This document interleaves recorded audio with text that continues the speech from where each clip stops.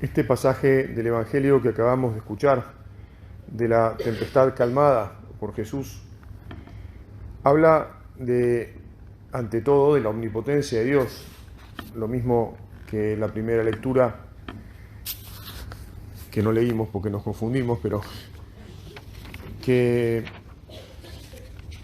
recuerda, lo voy a leer ahora,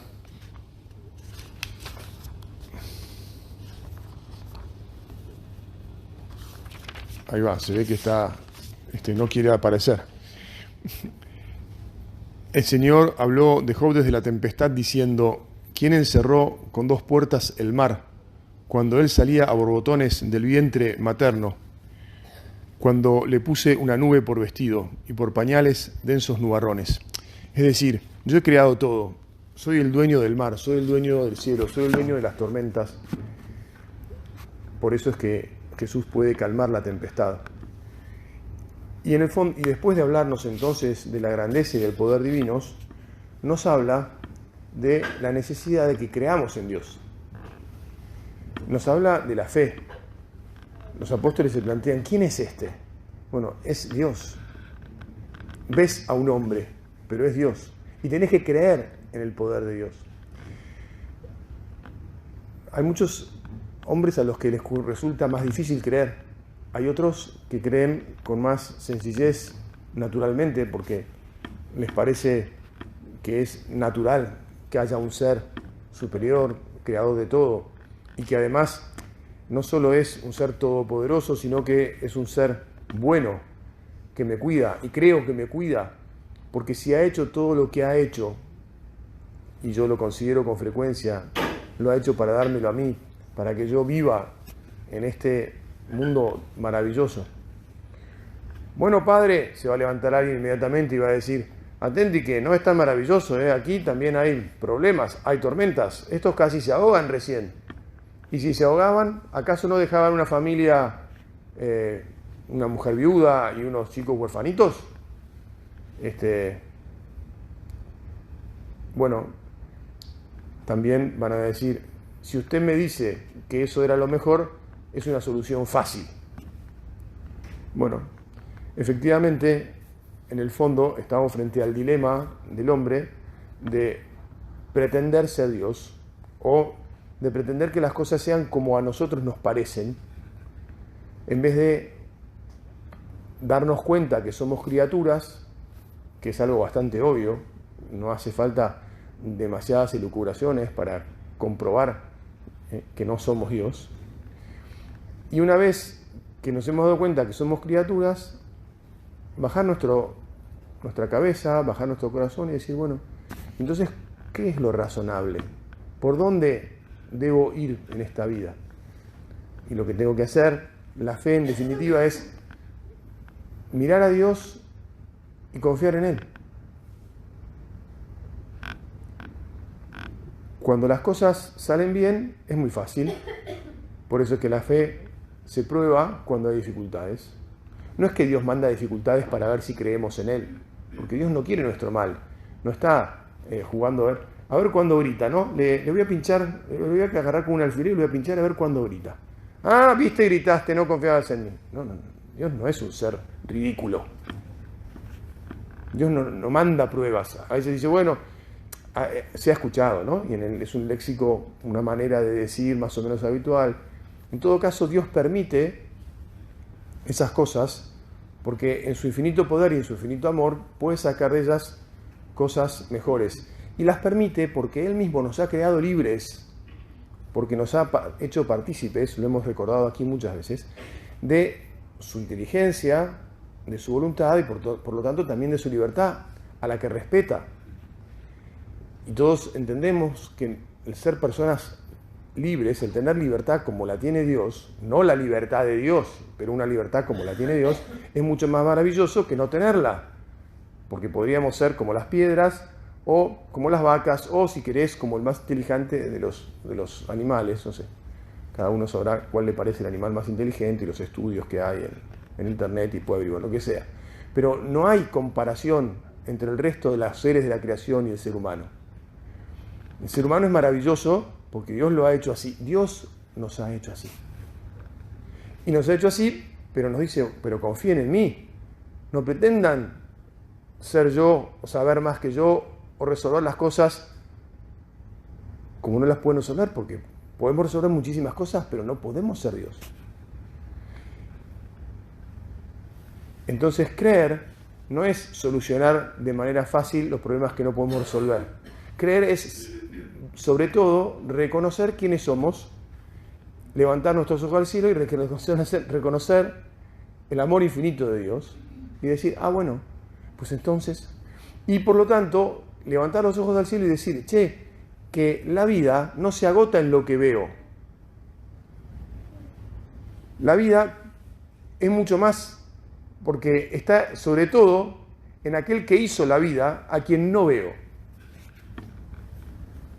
Y en la medida en que me abrazo a ese que no veo, que obviamente no es que resulte tan fácil, porque solemos preferir abrazar a quienes vemos y a quienes están al lado nuestro, y que, mira, me dio un abrazo y bueno, me dio un abrazo y me sentí bien. Fenómeno.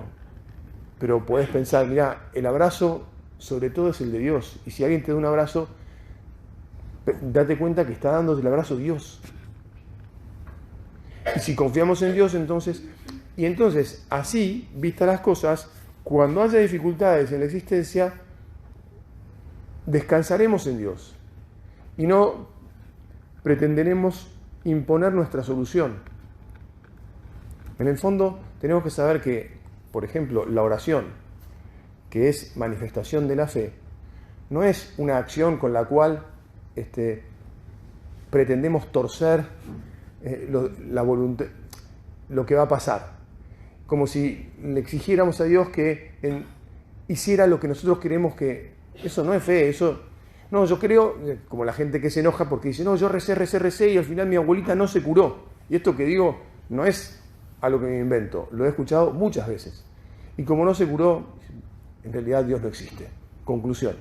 Bueno, además de todas las falacias lógicas en este silogismo, por problemas en las premisas y en todo, esto no es tampoco la fe. No sería una pretensión de decir, tuve fe, como no funcionó, no tengo más fe. La fe es una confianza razonabilísima por todo lo que dijimos antes.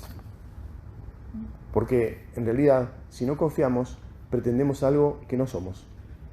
O sea, el no tener fe en última instancia, perdonen si a alguno le falta más fe o tiene un pariente que le falta fe, es una desubicación respecto de la situación de uno mismo. Es estar desconectado con la realidad. Es una pretensión inútil y vana.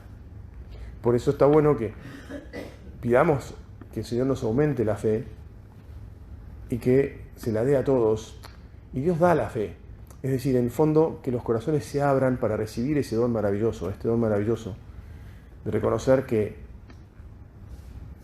somos de Dios, venimos de Él, nos ama, nos ha dado esta vida maravillosa que continuará de un modo aún mucho más maravilloso cuando hayamos superado las consecuencias de nuestros pecados. Y si uno dice, bueno, pero yo tampoco soy tan pecador, bueno, pero reconozca que hay pecados en la humanidad y que somos todos hermanos. Y entonces, como el destino es para todos, bueno, cuando se solucionen los problemas para todos, también nosotros estaremos incluidos en la fiesta y en el banquete celestial, en el premio eterno. Bueno, que en nuestro corazón deseemos tener una fe firme, una fe sencilla, una fe grande, y que la pidamos para todos nuestros seres queridos, pero también para todas las personas que habitan en esta tierra.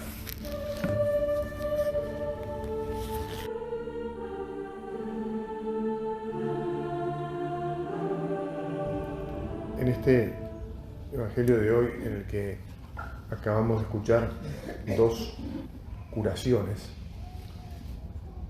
lo que impacta es la fe que tienen tanto la mujer que padecía flujos de sangre como también Jairo, el jefe de la sinagoga. Evidentemente, nosotros también hemos oído hablar de Jesús, como ellos, y hemos oído de sus milagros, y sabemos,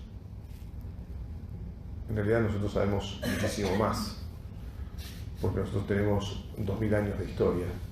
Ellos solo habían visto un hombre o habían escuchado un hombre que hacía cosas que los demás no podían hacer, pero no tenían 2000 años de respaldo. Pero bueno, en cualquier caso, ellos y nosotros hemos oído hablar de Jesús. Ellos dos y nosotros. Y también somos necesitados. Jairo tenía a su hija con una grave enfermedad. La mujer que tenía flujos de sangre hacía 12 años, curiosamente los mismos años que tenía la niña, la hija de Jairo. Y había gastado, dice el Evangelio de San Lucas, no el de Marcos, pero había gastado toda su fortuna en médicos y en vez de mejorar empeoraba y empeoraba. Los hombres delante de Dios siempre estamos necesitados. Cuanto más conscientes somos de nuestra necesidad, me atrevería yo a decir que mejor, porque nuestra relación respecto de Dios es más, entre comillas, razonable, y no pretendemos ponernos en su lugar, y no pretendemos controlarlo todo cuando nos damos cuenta que sí, que efectivamente somos pequeños, somos criaturas. Muchas gracias. Y que tenemos que acudir a Él, que necesitamos siempre de nuestro Dios. En la primera lectura del libro de la sabiduría se toman 3 versículos del capítulo primero y 2 del capítulo segundo. Es decir, se unen 2 ideas que naturalmente tienen plena continuidad y que, como escuchamos, nos hablan de que Dios es bueno, que de Él no ha salido la muerte, que Él se complace en la vida y que siempre está a favor de los hombres. A veces los hombres dudamos.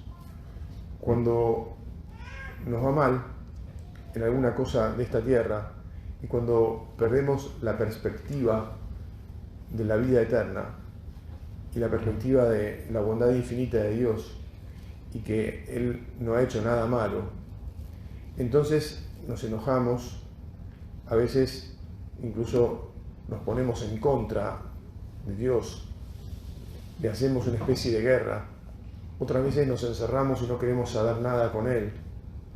En definitiva, todas acciones que nos hacen mal a nosotros, porque a Dios no lo podemos afectar. Dios es Dios, ¿verdad? Si lo pensáramos, bueno, tal vez estoy hablando mucho de que somos nosotros, un poco nos puede pasar. Tal vez le pasa a gente que no está, no ha sido como preservada y no está tan cerca. Yo pienso que si estamos aquí en esta misa es porque estamos cerca, porque nuestra fe no nos permite dudar de nuestro Dios. Pero es bueno que de todas maneras le pasemos un trapo, la hagamos brillar, que una y otra vez meditemos en su amor infinito, en su bondad, en su grandeza, en que todo lo que sale de sus manos es bueno, y que por lo tanto, que cuando hay algún flujo de sangre en nuestra vida, cuando tenemos algún sufrimiento, o cuando hay alguien que está por morir, incluso una hija joven, de todas maneras podemos confiar en Dios. Y podemos confiar independientemente de si después se produce el milagro de que cesa el flujo de sangre o que vuelve a la vida, porque estaban llorando cuando Jesús llega porque la hija ya había fallecido. Independientemente de eso, sigamos creyendo, confiando, descansando en nuestro Dios bueno, que nos creó para la vida y la felicidad con Él.